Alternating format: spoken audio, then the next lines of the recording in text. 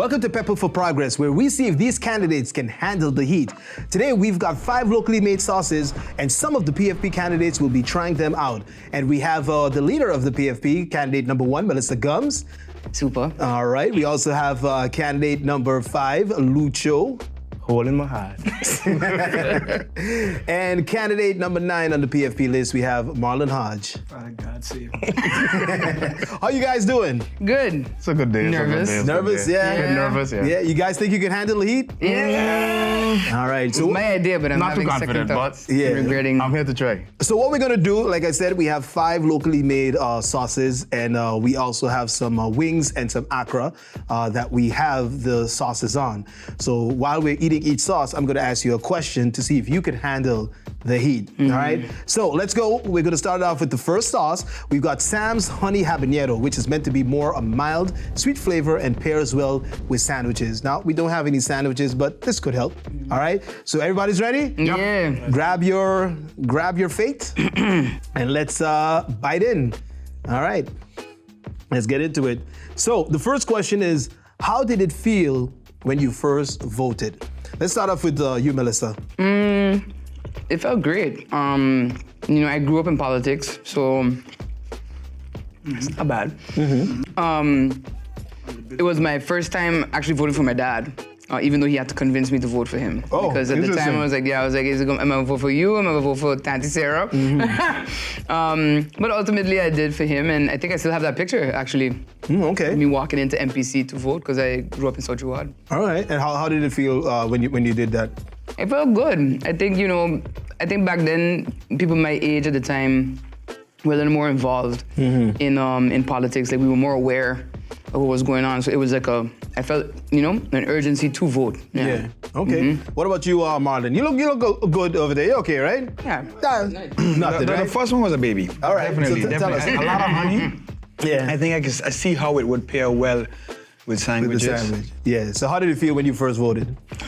I remember the first time voting, actually, it was a lot of pressure. It was like, oh, you have this much to pick from. And I think I didn't understand exactly what I was voting on. Oh, okay. So that's one thing I definitely don't want to throw my hat in the basket without knowing what I was voting on. The first time I was voting, I think it was lack of experience. It was just like mother said, get up and go vote. Yeah. And then everybody else was like, you're going to vote, you're going to vote. And I actually waited till the last minute, basically, Wow. like everybody else for the sunset. And we raised the hype. Yeah. And then maybe 20 minutes into it, I got it to actually figure out who I wanted to vote for. And I was like, oh. Okay. Now, you don't have to tell us who, but were you happy with your decision? Hell no. Yeah, and that's why you're here to hopefully make a difference. Yeah. Lucio, what about you? I've been, Mel's dad has probably been in politics for a very long time. We've been around politics for a while. Yeah. Growing up with my grandfather, he always talked about politics. So the first time going to vote, I was excited. I was like, finally, I can cast my vote. I remember that morning, I was a bit nervous because it's like, what if I make a mistake on the ballot? I had that too. You're always second guessing. But it was a wonderful experience. Would I vote for that person again? Probably not. Well, you have yourself to vote for now. Right. Hope you're not meant to do that. That's actually pretty nice. All right, so that was the first sauce. It wasn't bad, right? It wasn't bad. It was Wasn't nice. bad. I actually All liked right. the hint of habanero was nice. I liked it a lot. Yeah. All right, so let's move on to sauce number 2, which is called the Ooh La La. And that's available at the Amsterdam cheese store, which is on the Emma Plain. And the Ooh La La hot sauce, dominant pepper, is the Scotch bonnet. And I haven't tried it myself, but Mel, I heard that you say you like to put it on your scrambled eggs. I do. Okay, so you've had this pepper before. I've had this pepper before, yeah. All right, so you might not have And the thing is, I never used to put pepper on my scrambled eggs, but it's something that my girlfriend introduced me to. Okay. So now it's like a little dab. All right. Yeah. So this one you're used to, so it might not affect you that I think much. it shouldn't be too bad for anybody, actually. Of course. You can say what you want. All right, so let's dig in. Grab your second piece. I'm stealing all the drums because I don't like flats. Yes, I don't like flats. And let's. I want to eat the least amount. Let's take a. I'll tell you one thing, this kind of like invisible kind of thing. Yeah, don't worry, it's coded, it's Alright. on. So let's go, take a bite, and I'll ask you a second question. So when did you first think about entering the political arena? Marlon, let's start off with you. Oh, Kicked in, huh? So what is it, I think it was about 12 years ago. I think while I was doing a little bit of campaigning, rallying behind a particular party that I'm not gonna name, and I was literally trying to push as much to get the people's attention. Right. And I think I was intrigued to see that the direction and the approach of what campaigning was. I think politics intrigued me because at first it was like, oh, to be belonging to a club. And the second thing, it was the change that had to happen. Yeah. I kept hearing the speeches, and then I hearing things invoke and the aggressiveness, which I didn't learn. Later on, learned that it was more show. When you hear people chant a certain thing over and over, you tend to think that that's your problem, but it's not really your problem. It doesn't resonate with you. So I think 12 years ago, I do remember it. I was young, and I was running around trying to figure out exactly how to get people to look at this party, how to get people to get the contact information, give me their contact information, and that's what intrigued me. And then follow behind this message. That's what really got me into it. Well, 12 years ago. Okay, all right. Lucho, what about you? Okay, so it's starting to happen. It was a deep breath. It's starting to happen. To be honest with you, I didn't really think about politics until relatively recent. I always wanted to work in maybe research, and stuff like that. But it wasn't until, my uncle got into politics, and then I saw the battle that he had with his colleagues in parliament. That's when I was like, we actually need good people inside, the people who know what they're doing, people who can make a change. And so that's what pushed me to put my name in that hat. Okay, and Mel, what about you? When I moved to Holland, I was always involved in student government and such, St. Dominic, and then at St. Thomas University in Miami. But then my dad had been actively telling me, don't go into politics. I think I told him first, Cyril and I have an idea to form a party. And he was like, don't do it. And I remember when we went to hand in the documents for the party, I said, hey, I'm going to the notary. And he was like, are you buying land? Like, I didn't know that I was like, no, I'm going to incorporate the party. What party? Wow. I'm like, the part, anyway. So, but being in Holland and experiencing through the students' eyes then what they were going through, it does start to kick in now. It's different on chicken than eggs. But being with the students and like hearing their struggle and their issues and then seeing the lack of response, I realized, okay, well, a lot of us leave, but once you step away from a problem, you can see that, where you can zero in on the possible solutions. Right. So, yeah. All right. It's 7 years in the making, and then here we are. All right, here we are today on Peppah for Progress. So let's move on to sauce number 3. This is Sam's original hot sauce. So Sam has another sauce in the mix, and apparently it's a fan favorite, so suitable for soups and stews. And I heard that it got a little kick to spice up your dish. Little kick. Yeah, all right. Emphasizing a little, huh? Yeah, you guys I ready? could see it this time. The more visible it gets. So grab your third piece. Marlon, go ahead. Why you got pressure on me, bro? Let's take a bite. So your question is, besides politics, what's a topic that you could talk about for 30 minutes uninterrupted, and how could this topic help your work in politics?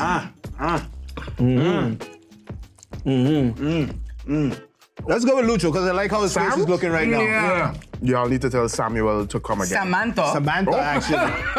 Yes. Samantha needs to stop. So, based on your facial expressions, I want to go with Lucho first. Besides politics, what's a topic that you could talk about for 30 minutes uninterrupted, and how could this topic help your work in politics? Okay. Yeah. I should have gone with someone else. This is why I went with you first. Let's go. No, All right. look. You got this, bro. Okay. You got this. So I have many hobbies, right?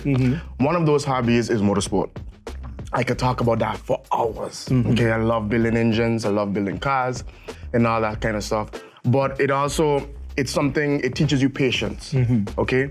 There are times when you're out there working on something and everything goes wrong. And so you need to have patience to be able to sit back, analyze the problem, and find a way to tackle it, right? And I believe that this is something that we need in politics today. Take a step back, analyze a problem, figure out how to tackle it. All right, Mel. Yep. Yep. Gaming, oddly enough. big gamer. I like the industry, and I don't just mean the game, so the business behind it. I could talk about that for 30 minutes, I could talk about that for an hour. And I think it's given me a unique kind of approach to... You okay? I'm good. To governance, because, you know, fun fact, when COVID came around, I remember telling Luciano, I was like, you know, we played this video game before. Mm-hmm. And it's a lot of people don't think that a game would teach you logistics, planning, disaster management, but actually they do. Mm-hmm.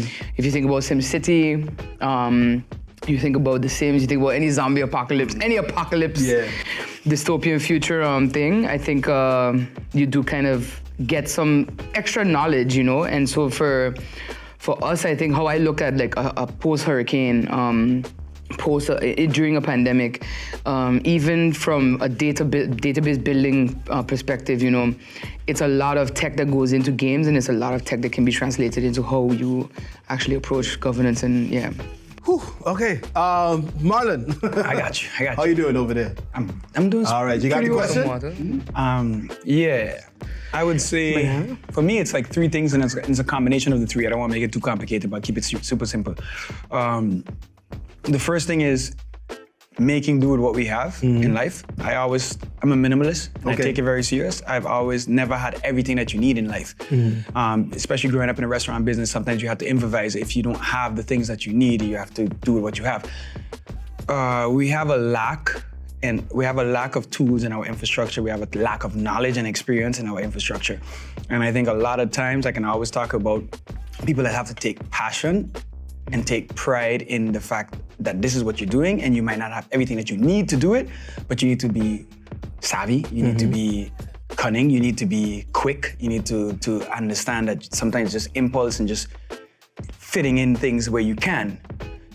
I think growing up on an island, you know, Gilligan Island kind of effect, you know, you don't have this and that, you just make do with what you have. So being a minimalist, and then I would probably incorporate that in my everyday life in politics, is just making do with what we have, and trying to stretch the natural resources that we have. I'm very big on preserving or protecting and trying to save some for tomorrow. And that doesn't necessarily mean you, it means the next generation. So that's something that I'm very religious on, and that we have to now self-preserve certain things for the other ones that are coming up.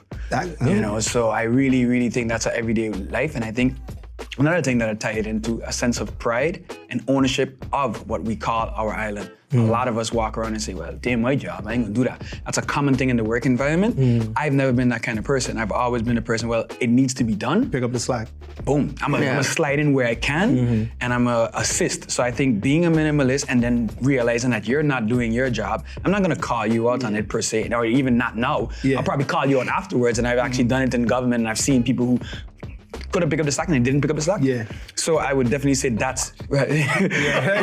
You know, like I kicked in just now. I'm just talking about it back. But just like you need to not be watching your neighbor and run the race, bro. Run the race. Don't look left, don't look right. That's a hospitality thing. I ain't got time to. It's an industry where, as a manager, you know, you're sitting here drying coffee cups, and in most other industries, if you tell a manager he got to dry coffee cups for an event, they're not gonna do it. But here in hospitality, it's like every man gotta get it done. All right. So you guys good? You need anything to drink, or you handling the heat so far? Banana.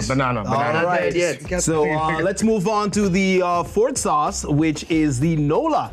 Now Nola Hot, actually, it's featured at the Nola restaurant located in Simpson Bay, and they said to be very careful when we were handed the bottles. So I guess this is for the real spice heads. All right, you guys ready? Let's see if your dress could handle this, Marlon. Let's go with number 4. Let's go into it. So, if you could have a conversation with anyone from any country, dead or alive, who would it be? Yeah. All right. Who wants to take that first? Don't do that. Let's give Luciano a chance. Don't do that. Let's go with you, Mel. Yeah. I like barbecue sauce, kind of, though. No. Well, you got a smile. Melo's face is red right now. Go ahead. They gotta be from Zimbabwe, no? No, it doesn't have to be Just trying to drag it necessarily. From any country, dead or alive. Who would it be? I have a pepper stuck in my I throat. think it would be here. I think I would want, to speak to some of our leaders that have passed and ask them, if they're happy, like, if they are happy with the state of where we're at right now. It's Are you happy with your state right now? No. Okay. I'm going to kill you, Ramon. No, but I think definitely that would be an interesting conversation, I think, because a lot of people will go like, like a Mandela. That's what I was Stuff like that. But I think for me, I've always wondered what would that be like for people from here. Like our forerunners, basically. Like, are they happy with where we've come to? Yeah. All right. You want to pass? You want some water, some milk, Lucho? Milk? All right. Let's get into milk in the meantime. In the meantime, Marlon, that question is for you. If you could have a conversation with anyone from any country, dead or alive, who would it be? Here you go.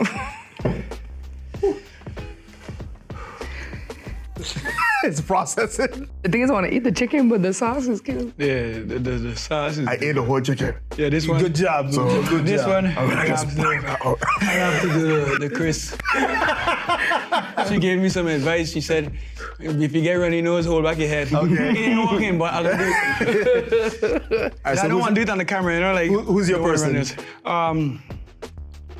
There's a lot of freedom riders, unknown freedom riders that I probably would say I follow. I'm leaning towards Nelson Mandela, but Melissa kind of messed that up. No, it's not bad, is it? It's like common, it's common. Yeah. The things that they have suffered for leading their people out of sufferation, to take that kind of sacrifice, to sacrifice your injustice, to sacrifice your life, to sacrifice yourself for someone else, is extremely... It's hot sauce. It's extremely... Milk?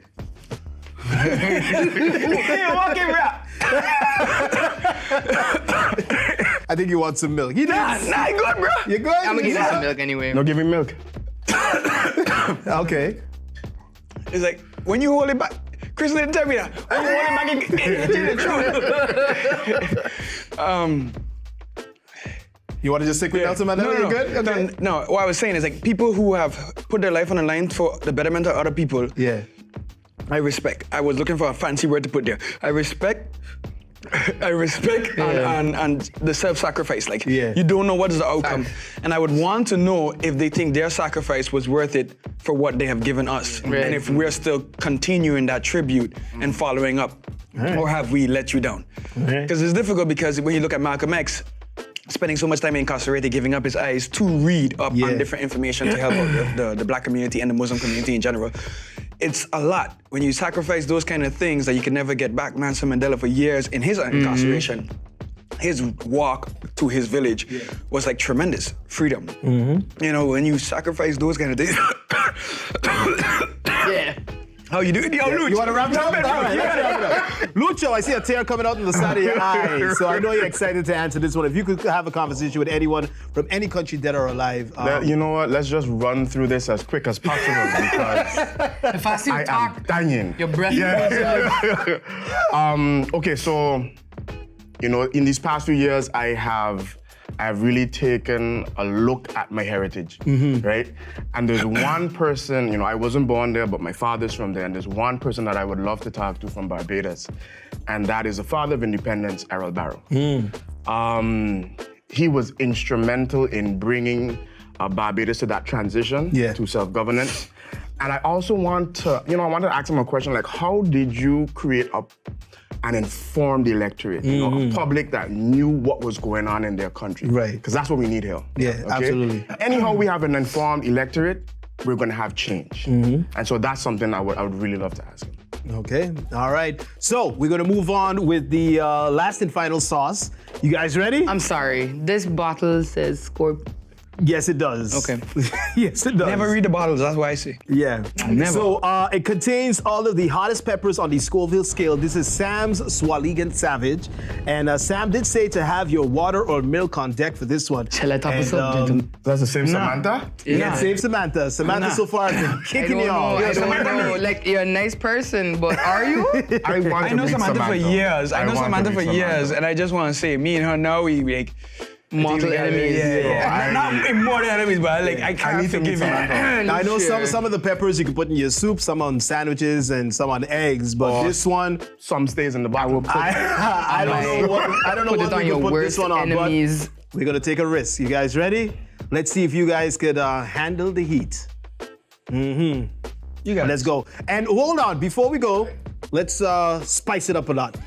Let's put a little extra dab of we were safe. Sam's. So let's take the last one. I stuck the one on the board. Just pour it on the board, and then I want to see a good, nice dab. Yeah, but I dabbed on the board. No. Put it on the board? Put it on the board. This is pure wickedness, by the It's way. not lava. Oh my God. Okay. Isn't it? Okay. Okay. Who? Mel, you go first. All right. No, we're gonna eat it all at the same time. Oh no, I I'm gonna want her count to down. dab first. I got some here by me. Yeah, go ahead, dab. Marlon, you go ahead, dab. Lucho, Oh my God. let's go. Yeah, it's the hottest one out of all of them. Triple dab. You guys ready? Got you, bro. And go. Let's take a bite.